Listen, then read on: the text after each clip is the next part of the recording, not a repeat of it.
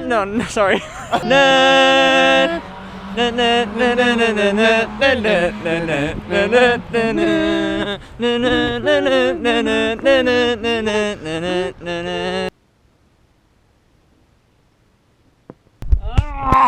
She came up here.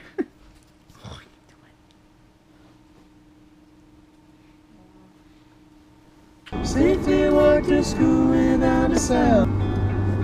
The way I sing to my dream while I'm in bed, and silly thoughts go through my head. So I can tell that we are gonna be friends. 137. Your mileage is 137.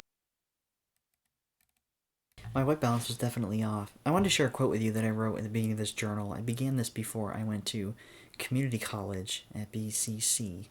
So let me share with you this quote before I started this journal. This was a journal basically as a project at the end of the semester to think about what wisdom is to us, and I actually wrote a bunch of letters to wisdom, and the latter half of the semester we spent reading and then answering all of the questions we asked on another document. And this is the book I came up with. I made a previous video on the 7 fundamental truths, but this quote that I came up with here is: the path of happiness, the path of peace, of fulfillment in life is maintained and gradually developed internally by the realization of life's fundamental truths. Truths about life that are so ingrained, that are so a part of the way things are, that accepting them is paramount and feeling a sense of peace and a sense of belonging. I realize that I'm behind on videos because I've been doing other things and being busy and not making this a priority. Catching up now. I'm going to shoot this and upload it and edit, and then I'm going to shoot something else. And then, yeah, I got to catch up. I'm thinking about How to Train Your Dragon and Inside Out recently because the lessons in both of those movies are very, very important. There's a quote by John Green that says, "The hero's journey is not from the voyage of weakness to strength. The true hero's journey is the voyage from strength to weakness, from mind to heart." And How to Train Your Dragon and Inside Out both contemplate that journey.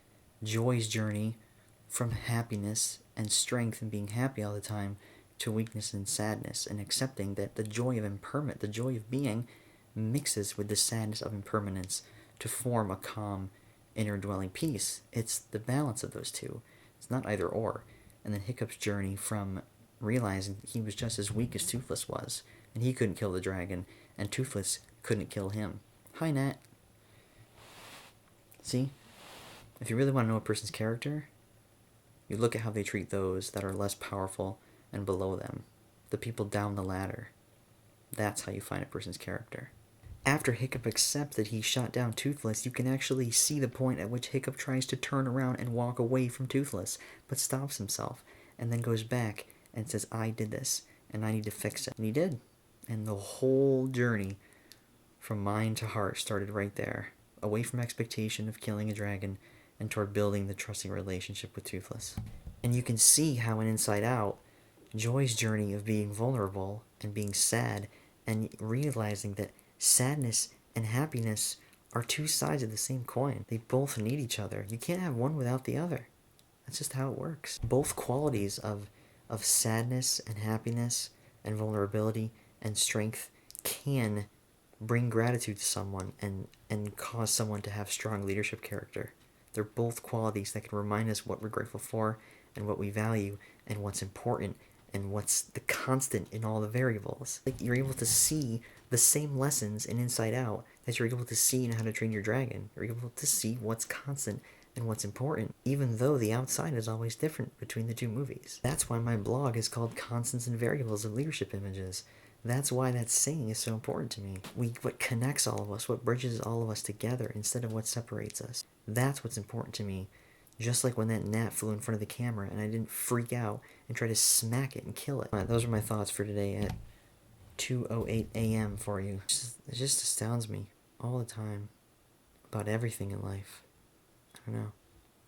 Maybe my awareness, it feels so magic and alive. Even this moment right now. There's a good scene in a documentary called The Life in a Day where the last person to put something in the documentary was inside of her car during a thunderstorm at the end of the day at night, and she was actually assigned to shoot footage of her day to show something amazing and wonderful to put on camera, and nothing did. But at the end of the video, when it's thunderstorming outside, she says something that really stuck with me when I finished watching it, and I'm glad he put it at the end. She said that even though nothing great really happened in her day, it was like any other day. It was another constant. The circumstances were very similar.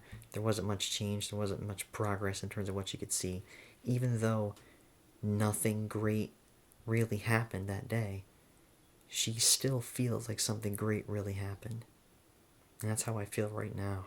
Even though I'm sitting here alone in a room with a camera in which I'm going to edit and upload to the world through something online called the internet, which is just freaking amazing to me. That's the kind of feeling I always want to get across in creating things, is the idea that there's so much more going on than you realize to make everything harmonious. It's amazing it all even happens in the first place. Maybe I'm just really, really excited about the miracle of human consciousness.